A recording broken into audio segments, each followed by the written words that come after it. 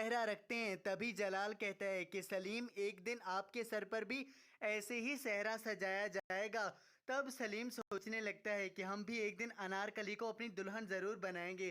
तब जलाल कहता है कि हम पहले ऐसे नहीं थे सलीम, हमें आपकी अम्मी जान जोधा बेगम ने बदल दिया है, हमने मोहब्बत करना सीख लिया है। तब सलीम कहता है, क्या मोहब्बत सब कुछ सिखा देती है? क्या मोहब्बत ज़िंदगी में ज़रूरी है? तब जलाल कहता है कि हाँ, मोहब्बत के बिना ज़िंदगी अधूरी है। तब सलीम सोचता है कि हम भी एक दिन अनारकली से मोहब्बत करके उसे इस घर की दुल्हन ज़रूर बनाएंगे।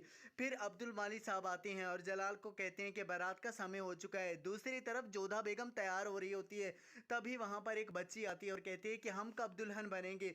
ये सुनकर जोधा और बाकी सब लोग हंसने लगते हैं। तब सलीमा बेगम पूछती है कि आपका दूल्हा कहाँ है? वो लड़की कहती है, क्या शादी करने के लिए दूल्हा का होना ज़रूरी है? जोधा बेगम कहती है कि हाँ, बिना दूल्हा के तो आप शादी नहीं कर पाएंगी। तब सलीमा बेगम कहती है कि इसे कितनी जल्दी है, शहजादा सलीम से पहले तो हमें इसकी शादी करनी पड़ेगी। फिर जलाल तैयार होकर हुजरे में चला जाता है, जहाँ पर वो अपनी माँ से दुआएं लेने लगता है। मलका आजम जलाल को दुआएं देने लगती हैं। जोधा बेगम भी वहाँ पर आ जाती है। जोधा बेगम दुल्हन के लिबास में बहुत ही ज़्यादा सुंदर लग रही होती है। जलाल जोधा बेगम को देखने लगते हैं। जोधा बेगम वहीं पर जलाल के पास बैठ जाती है। शादी की रस्में शुरू हो जाती हैं। जलाल और जोधा एक दूसरे के साथ शादी करते हैं।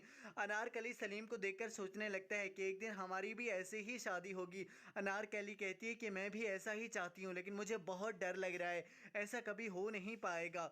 दूसरी तरफ लागूनी भी वहाँ पर आ जाती है। जोधा बेगम जलाल से कहती है कि हमें माफ़ कर दीजिए, हमने एक बात आपको नहीं बताई, हमने अपनी शादी पे लागूनी को भी बुलाया था।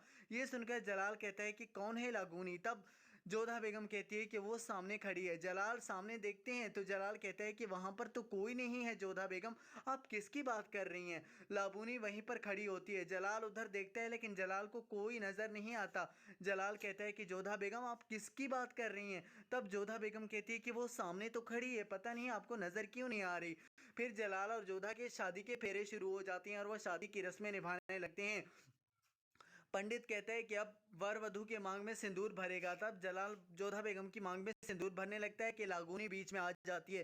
तब जोधा बेगम कहती है कि देखिए ना शहंशाह, इस लागूनी को समझाइए, ये हमारे दरमियान क्यों आ रही है। तब जलाल कहता है कि किसकी बात कर रही हैं जोधा बेगम, यहाँ पर तो और कोई भी नहीं है, मेरे और तुम्हारे अलावा हमारे दरमियान तो कोई नहीं है। लेकिन जोधा कहती है कि ये सामने तो बैठी है लागूनी, ये हमें बहुत तंग कर रही है, शहंशाह आप समझाइए ना इसे। जलाल और जोधा फेरे लगने लगते हैं। तब जलाल जोधा की मांग में सिंदूर भरने लगता है कि लागूनी भी बीच में आ जाती है। फिर सिंदूर लागूनी की मांग में भी भर दिया जाता है। जोधा बेगम को ये देखकर हैरानी होती है और लागूनी से कहती है कि तुम यहाँ पर क्या कर रही हो, चली जाओ यहाँ से लागूनी। लेकिन लागूनी कहती है कि नहीं, हम तो यहीं पर ही रुकेंगे। जोधा जलाल को समझाने की कोशिश करता है लेकिन जलाल समझता ही नहीं है। जोधा की मांग में सिंदूर भरते भरते लागूनी की मांग में भी सिंदूर भर जाता है। ये देखकर जोधा बेगम बेहोश हो जाती है। जोधा बेगम की अचानक तबीयत खराब होने लगती है। जोधा लाबूनी को देखकर बेहोश हो जाती है।